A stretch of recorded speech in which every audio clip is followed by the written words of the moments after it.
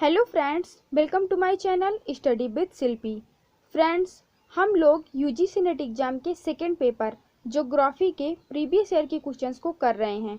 अभी तक हमने पार्ट 1 के 75 क्वेश्चंस को कर लिया है। आज हम उसके आगे के क्वेश्चन को करेंगे।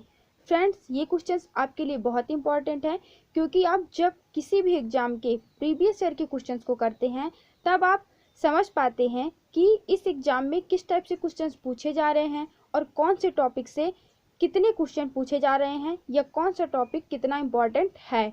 ठीक है फ्रेंड्स, तो आइए हम इन क्वेश्चंस को करते हैं। क्वेश्चन नंबर 76 है, सूची 1 को सूची 2 के साथ सुमेलित करें और नीचे दिए गए कूट में से सही उत्तर का चयन करें।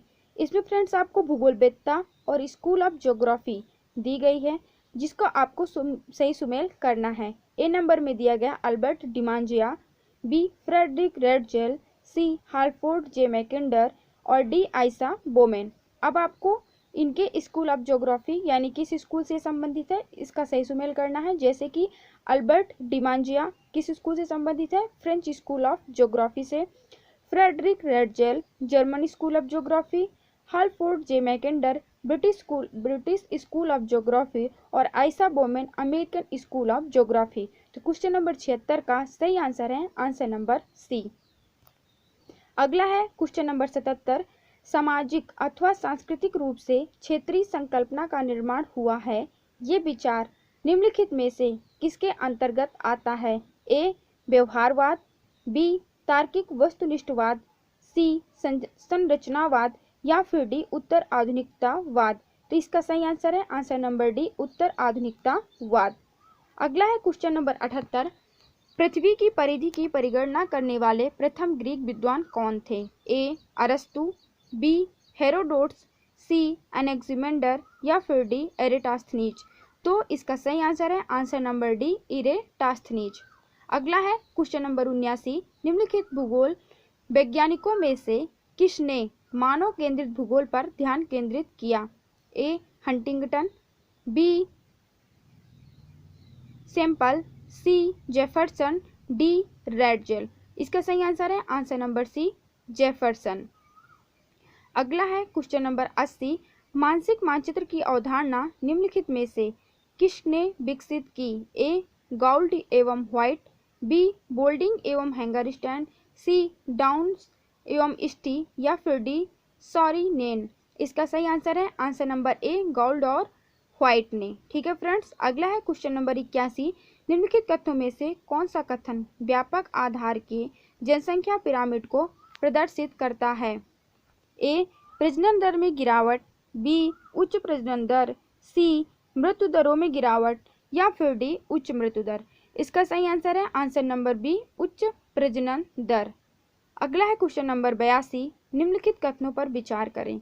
विकासशील देशों ने प्रजनन दरों में महत्वपूर्ण कमी के बावजूद जनसंख्या में वृद्धि दर्ज की है। इसका कारण है ए जीवन प्रत्याशा दर में वृद्धि, बी शिशु मृत्यु दर में वृद्धि, ए जीवन प्रत्याशा दर में वृद्धि, बी शिशु मृत्यु दर में वृद्धि, सी मृत्यु दर में गिरावट या फिर डी रहन सहन की बेहतर स्थितियां। इसका सही आंसर है आंसर नंबर बी ए सी और डी, यानी जीवन प्रत्याशा दर में वृद्धि, शिशु मृत्यु दर में वृद्धि, ए जीवन प्रत्याशा दर में वृद्धि, सी मृत्यु दर में गिरावट और डी रहन सहन की बेहतर स्थितियों के कारण क्या हुआ है? विकासशील देशों ने प्रजनन दरों में महत्वपूर्ण कमी के बावजूद भी जनसंख्या में वृद्धि दर्ज की है। ठीक है फ्रेंड्स, क्वेश्चन नंबर 82 का सही आंसर है आंसर नंबर बी, ए सी और डी सही हैं। अगला क्वेश्चन नंबर 83, जापान का जनसंख्या पिरामिड मुख्यतः किस देश के पिरामिड के समान होगा? A USA, B Brazil, C Denmark या फिर डी इंडिया। इसका सही आंसर है आंसर नंबर सी डेनमार्क। अगला है question number 84, United Nations population fund 2015 के आंकड़ों के अनुसार निम्नलिखित में से किस महाद्वीप में जनसंख्या का अधिकतम घनत्व दर्ज किया गया है? ए यूरोप, बी एशिया, सी उत्तरी अमेरिका या फिर डी ऑस्ट्रेलिया। तो क्वेश्चन नंबर 84 का सही आंसर है आंसर नंबर बी एशिया। अगला है क्वेश्चन नंबर 85, मेट्रोलॉजिका नामक पुस्तक किसने लिखी है? ए अरस्तु, बी पोसिडोनियस, सी प्लेटो या फिर डी इरेटास्थनीज। तो इसका सही आंसर है आंसर नंबर ए, अरस्तु ने लिखी है मेट्रोलॉजी का पुस्तक। ठीक है फ्रेंड्स, अगला है क्वेश्चन नंबर 86। ग्रामीण भारत पर धक्का डालने वाले कारकों में निम्नलिखित में से किस कारक की भूमिका नहीं है? ए जनसंख्या वृद्धि में तीव्र बढ़ोतरी, बी कृषि योग्य भूमि पर जनसंख्या का उच्च दबाव, सी प्रति व्यक्ति कम आय तथा शहरी और ग्रामीण क्षेत्रों के आय के स्तरों में सुस्पष्ट अंतर, या फिर डी ग्रामीण क्षेत्रों में सुविधाओं में धीमी परंतु सतत वृद्धि तथा प्रति व्यक्ति आय में बढ़ोतरी। तो इसका सही आंसर है आंसर नंबर डी, ग्रामीण क्षेत्रों में सुविधाओं में धीमी परंतु सतत वृद्धि तथा प्रति व्यक्ति आय में बढ़ोतरी। ठीक है फ्रेंड्स, क्वेश्चन नंबर 87 है। निम्नलिखित आरेख में नगरीय संरचना के बहुकेंद्रक सिद्धांत में निम्नलिखित स्थानों को ज्ञात कीजिए और इसे नीचे दी गई सूची के साथ सुमेलित कीजिए। ए थोक तथा हल्का विनिर्माण, बी उच्च वर्गीय आवास, सी मध्य वर्गीय आवास और डी औद्योगिक उपनगर। अब आपको जो ये नंबर दिए गए हैं वहाँ पे आपको बताना है कि किस नंबर पे कौन सा होगा। जैसे कि पहले नंबर पर होगा थोक तथा हल्का विनिर्माण, दूसरे नंबर पर होगा मध्य वर्गीय आवास, तीसरे नंबर पर होगा उच्च वर्गीय आवास और चौथे नंबर पर होगा औद्योगिक उपनगर। यानी क्वेश्चन नंबर 87 का सही आंसर है आंसर नंबर सी।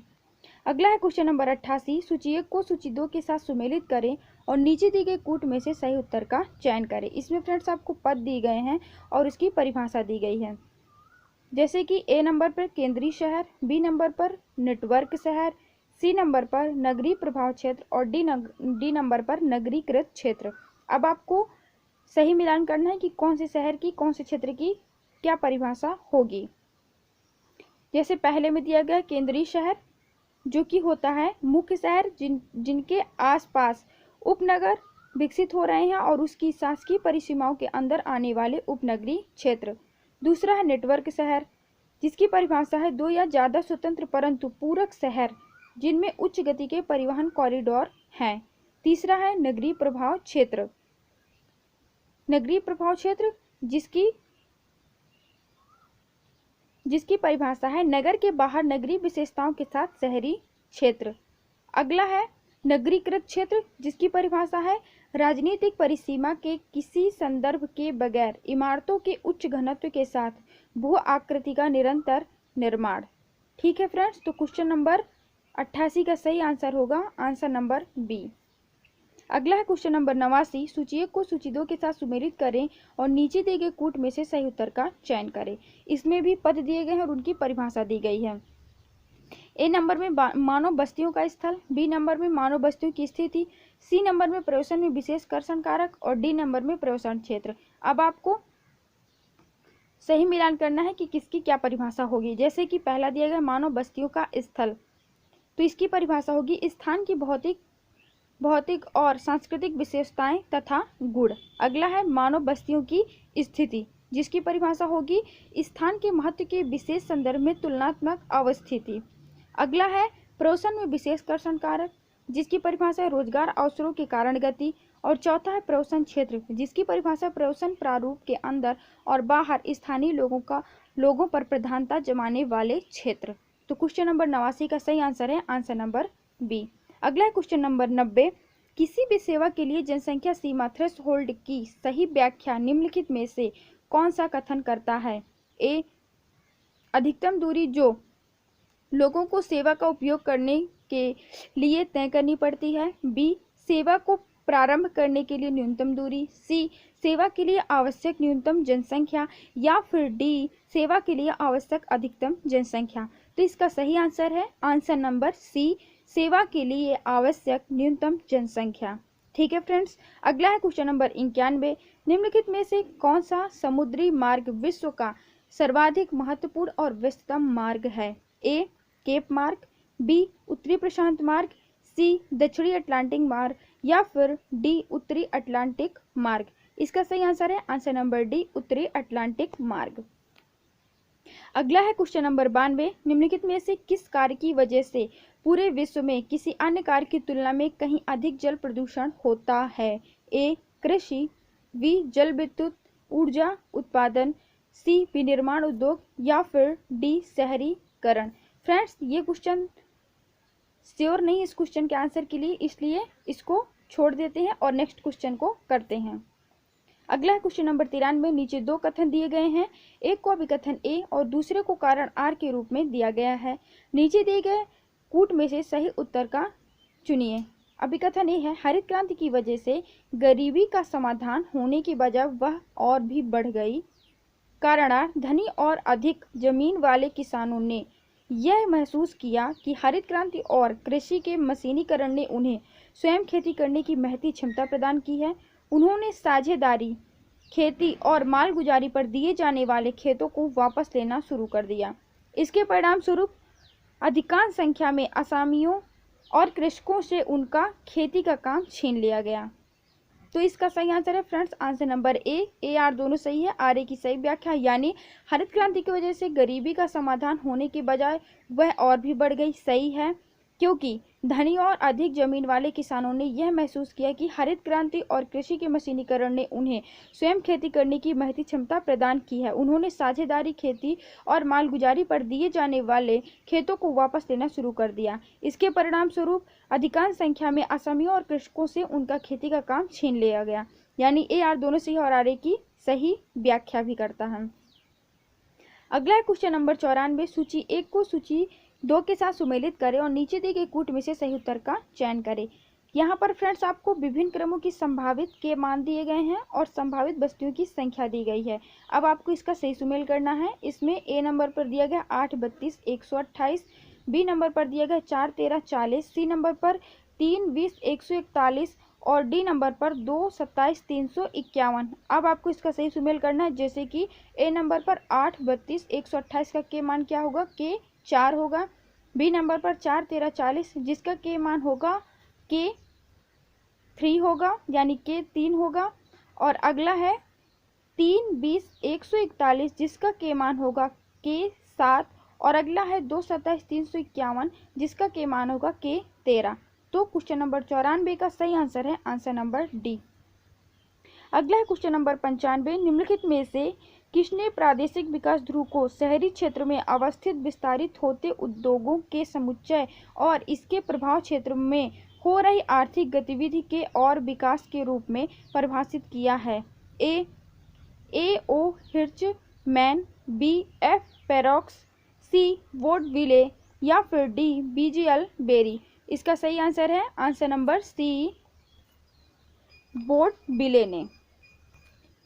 अगला है क्वेश्चन नंबर 96।